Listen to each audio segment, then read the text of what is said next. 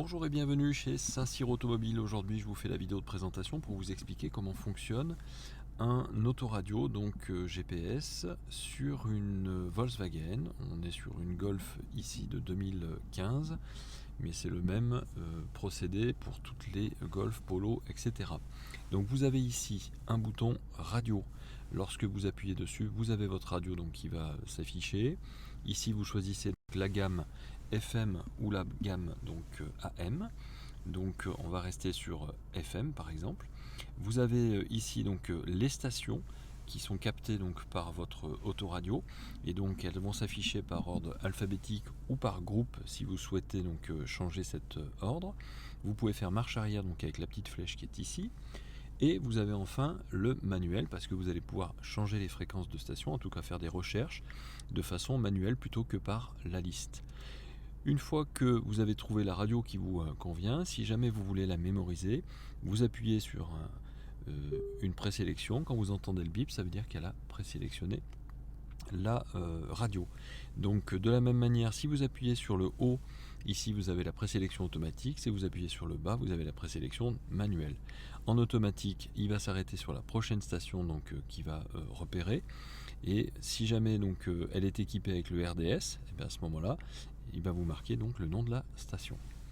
Donc ça c'est pour ce qui est de la radio. Pour ce qui est du média, le média c'est quoi? C'est la lecture éventuelle, si vous avez associé un téléphone en Bluetooth sur votre véhicule, de pouvoir lire donc la musique en Bluetooth. Sinon, donc là vous avez la source ici. Sinon vous avez donc l'auxiliaire parce que vous allez avoir une prise jack dans votre véhicule et vous associez par exemple un appareil grâce au jack ou grâce à une clé USB si votre véhicule est équipé avec une clé USB. Donc ça c'est en appuyant sur le bouton source. En appuyant sur le bouton sélection, vous avez aussi la possibilité de rentrer dans le Bluetooth de votre appareil et donc de choisir des listes de titres par exemple.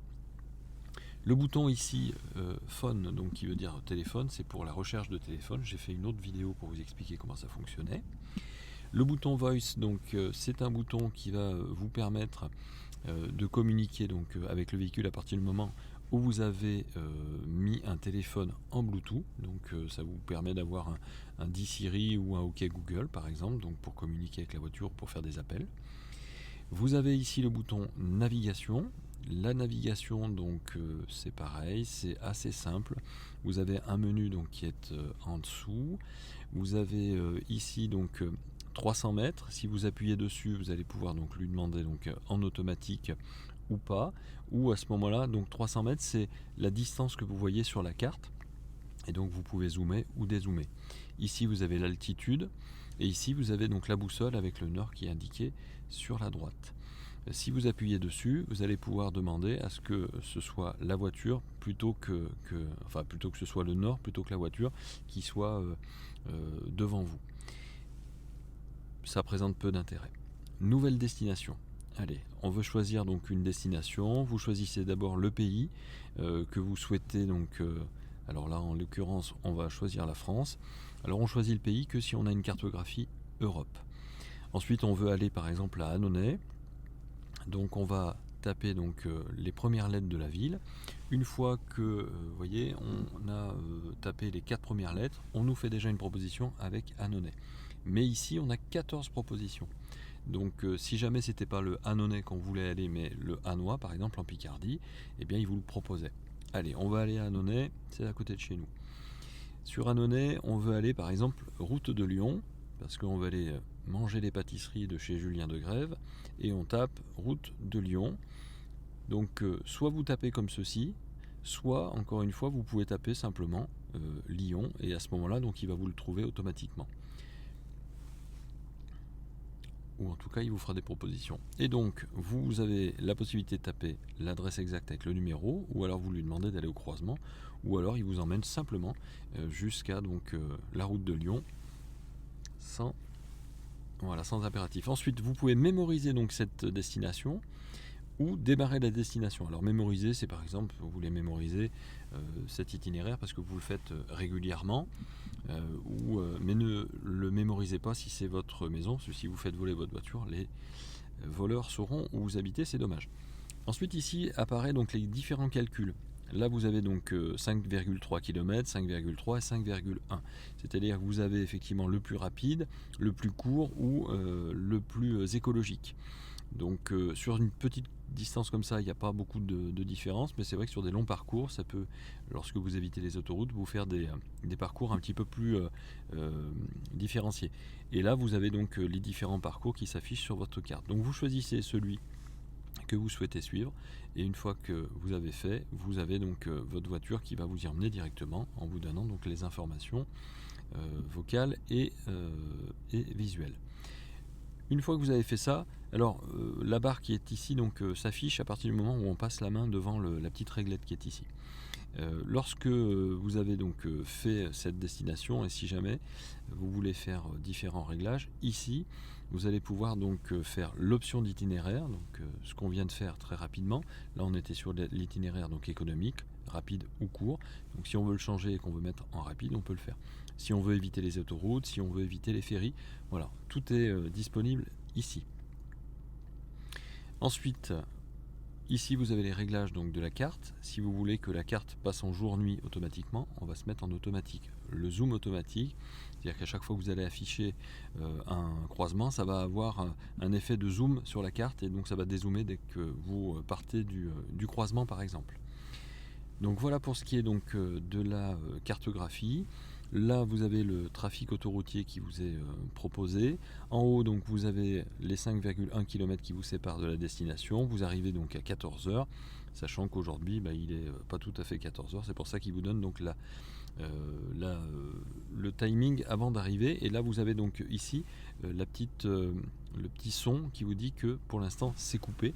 Donc dès que vous voulez augmenter le volume ou baisser le volume, il vous suffit simplement ici d'utiliser ce bouton de volume pour augmenter effectivement le volume du GPS, mais au moment où il parle, sinon vous augmentez la radio. Ensuite le trafic donc autoroutier est ici. Là vous avez 0 message d'autoroutier, c'est-à-dire que sur le parcours effectivement il n'y a pas de bouchon. Donc là vous avez tout sous itinéraire. Donc vous choisissez par exemple itinéraire, il vous donnera les informations routières que sur votre itinéraire. Ici donc le bouton car vous donne les différents messages que vous pouvez avoir donc sur votre véhicule. C'est-à-dire que vous avez un diagnostic en fait sur votre véhicule. Là vous en avez 3, donc si vous cliquez dessus il va vous dire exactement ce qui se passe. Vous savez qu'il faut faire la pointe de lave-glace, il faut faire le plein, et en même temps il faut faire aussi la visite intermédiaire sur votre véhicule. Donc ça c'est intéressant. Vous avez aussi donc l'information sur le start and stop. Donc là il vous dit que le start and stop ne fonctionne pas parce que le besoin d'énergie est élevé, donc il ne peut pas utiliser la batterie, puisque la batterie donc a besoin d'être rechargée. Ensuite vous avez ici donc les différents réglages. Vous voyez, vous avez toujours à peu près le même fonctionnement sur les différents masques. Vous avez donc l'ESP qui est activé. Ici vous avez les pneus, donc vous allez pouvoir donc utiliser ce module pour alors on va le faire en même temps, valider. Donc la pression des pneus a été faite, et donc vous allez valider cette nouvelle pression comme étant la pression initiale. Ce qui fait que si jamais vous avez une perte de pression par rapport à aujourd'hui, elle vous sera signalée, et donc vous serez averti d'une crevaison. Ça c'est intéressant, et donc faites-le à chaque fois que vous allez faire la pression de vos pneus, puisque comme ça vous le remettez à zéro. Donc les systèmes d'aide à la conduite ici sont activés, donc notamment détection de fatigue. Ensuite vous avez donc le stationnement et les main-d'œuvre, donc le parc pilote, parce que cette voiture est équipée avec un système qui vous permet de faire que la voiture se gare toute seule. Donc vous avez un volume à l'avant, un volume donc à l'arrière, et la hauteur de son donc à l'avant. Là vous avez les petits réglages, vous ferez les réglages vous-même. Vous avez aussi donc ici l'éclairage automatique en cas de pluie, c'est-à-dire que si vous avez mis votre essuie-glace automatique à l'avant en route, à partir du moment où il y a 3 coups d'essuie-glace qui arrivent les uns après les autres, à ce moment-là il comprend qu'il pleut, et dès qu'il pleut, les feux vont s'allumer tout seuls. Et clignotant confort, ça veut dire que vous avez aussi des clignotants qui peuvent se faire 3 coups de clignotant lorsque vous mettez un petit coup sur le commodo. Donc ça c'est pour le menu car. Et puis le bouton ici menu, c'est le bouton qui vous permet, grâce à ce bouton là, d'aller dans les réglages, dans les tonalités. Donc tonalité, c'est si vous voulez régler le son plus ou moins aigu, plus ou moins grave, etc. Je reviens donc sur le menu. Quand je vais dans Réglages, ici j'ai les réglages de l'écran, de la date, de l'heure, donc AZERTY ou QWERTY au niveau du langage, etc. Lorsque je rappuie, donc je vais dans le véhicule et donc je me retrouve là où j'étais tout à l'heure dans car, et donc voilà, je vais sur le trafic autoroutier, la navigation, le téléphone, etc. Donc c'est les petits boutons que vous avez sur le côté qui se trouvent ici. Vous avez la même chose en fait ici sur cet écran, c'est-à-dire que vous allez grâce au menu qui est ici basculer sur votre écran, donc avec les petites icônes que vous avez vues sur le précédemment sur le grand écran, et donc vous allez pouvoir voir. Alors si par exemple vous voulez aller sur la radio par exemple ou sur la navigation, et bien vous choisissez effectivement d'être ici sur l'audio, et donc vous allez voir apparaître sur votre écran donc la radio sur laquelle vous vous trouvez.